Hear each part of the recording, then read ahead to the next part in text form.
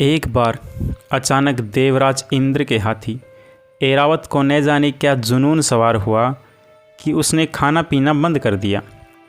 क्रोध के मारे जैसे वह पागल हुआ जा रहा था। महावत ने उसे पुचकारा तो ऐरावत सूंड ऊपर उठाकर चिंगाड़ा। उसने महावत को पकड़ने के लिए सूंड हवा में घुमाई। महावत पहले ही ऐरावत के मिजाज को भांप गया था, इसलिए वह तेजी से पीछे हट गया और भागा भागा देवराज इंद्र के पास आया। इंद्र उस समय कहीं जाने की तैयारी कर रहे थे। उन्होंने पहले ही संदेश भेज दिया था कि ऐरावत को खिला पिलाकर लाया जाए। महावत को घबराया देख इंद्र बोले, क्यों, क्या बात है? महावत ने विनम्रता से कहा, प्रभु, ऐरावत अचानक मंदोमत हो गया है। बहुत प्रयत्न करने पर भी बस में नहीं आ रहा। इंद्र बोले, ऐसा क्या कारण हो सकता है?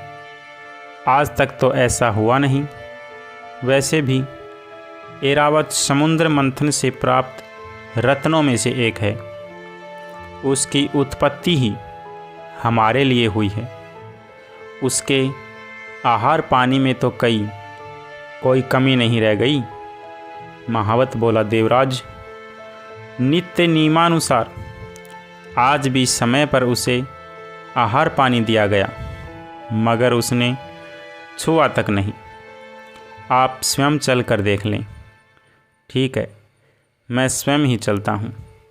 यह कहकर इंद्र उठे और ऐरावत को देखने चल पड़े। वहाँ जाकर उन्होंने देखा ऐरावत उन्मत्त होकर झूम रहा है।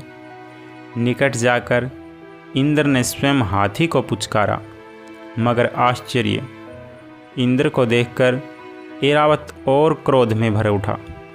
वह बेकाबू होता जा रहा था। यह देखकर एक देव ने इंद्र से कहा, महाराज, आप स्वयं उसके ऊपर सवारी करें। शायद यह अंकुश से वश में आ जाए। हो सकता है। कहते हुए इंद्र हाथी पर सवार होने को आगे बढ़े, मगर यह क्या, ऐरावत ने सिर हिलाकर इनकार कर दिया। फिर उसे वश में लाने के कई उपाय किए, मगर वह वश में न आ सका। इंद्र परेशान और सभी आश्चर्य में थे। उनकी समझ में नहीं आ रहा था आखिर ऐरावत को हुआ क्या।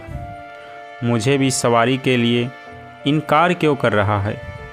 इंद्र उसी चिंता में पड़े थे।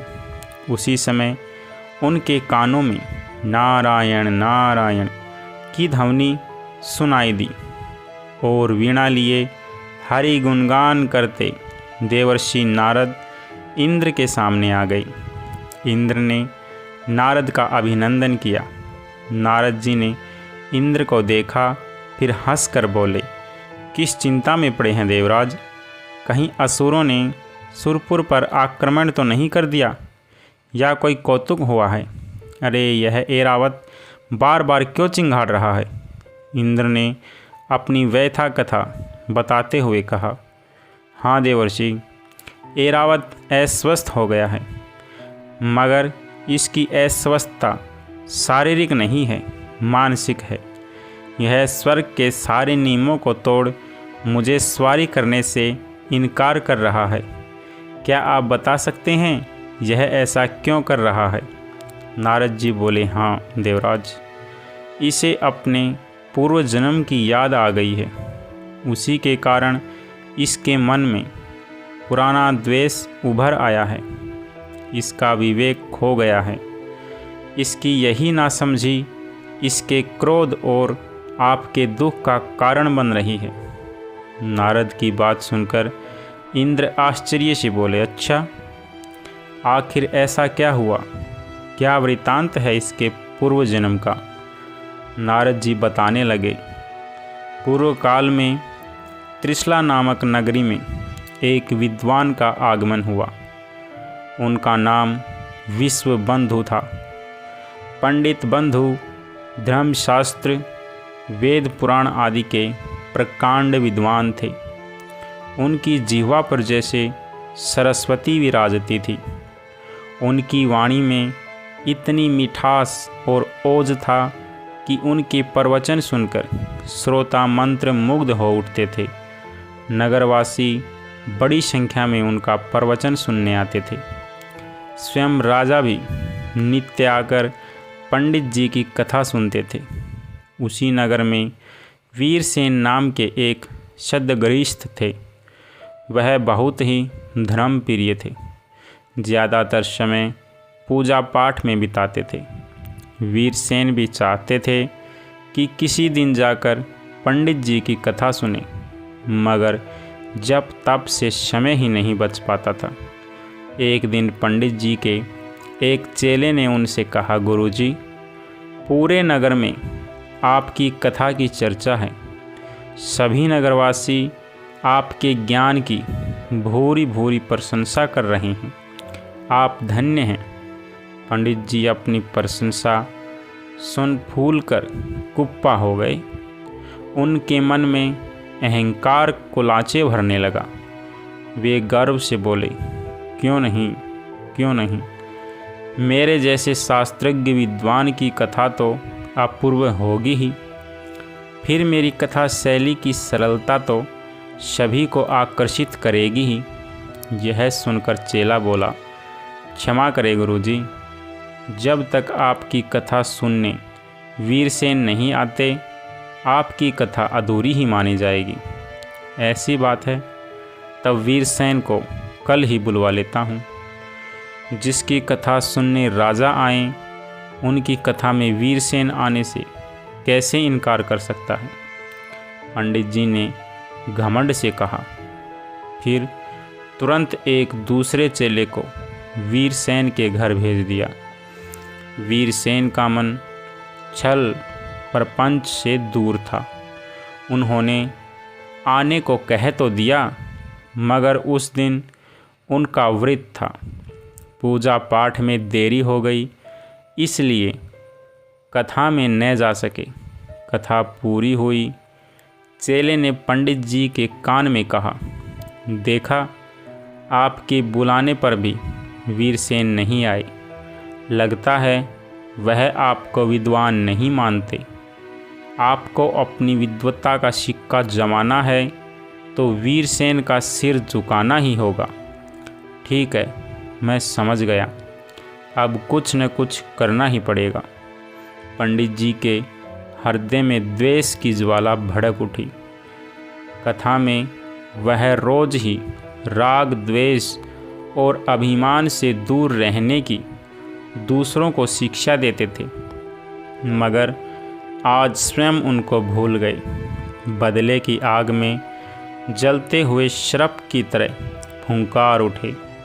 अगले दिन कथा पूरी होने पर राजा ने आकर पंडित जी से आग्रह किया, आप कल भोजन के लिए राजमहल को पवित्र करें। यह सुनकर पंडित जी की बाँछें खिल उठी। वे मन ही मन बोले, कार्य सिद्ध हो गया। फिर राजा से बोला, महाराज, आपका निमंत्रण तो मैं स्वीकार कर लूँगा, मगर मेरी एक शर्त है।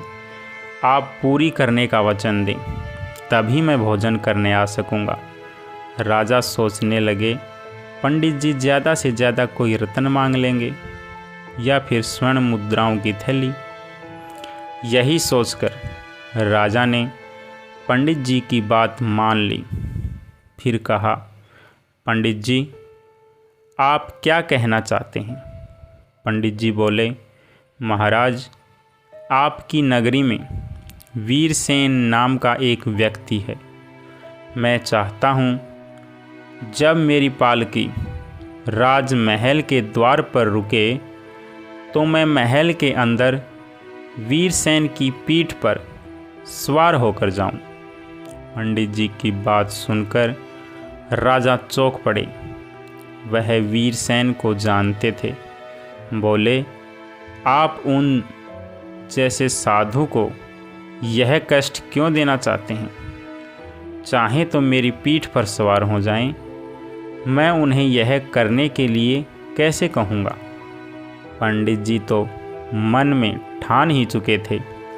राजा के बार बार कहने पर भी वह अपनी बात पर अड़े रहे। राजा समझ गए कि होनी अपना खेल दिखा रही है। इन जैसे ज्ञानवान की मति भ्रष्ट हो गई है। विद्वान के मन में घमंड हो जाए तो उसका सर्वनाश कर देता है।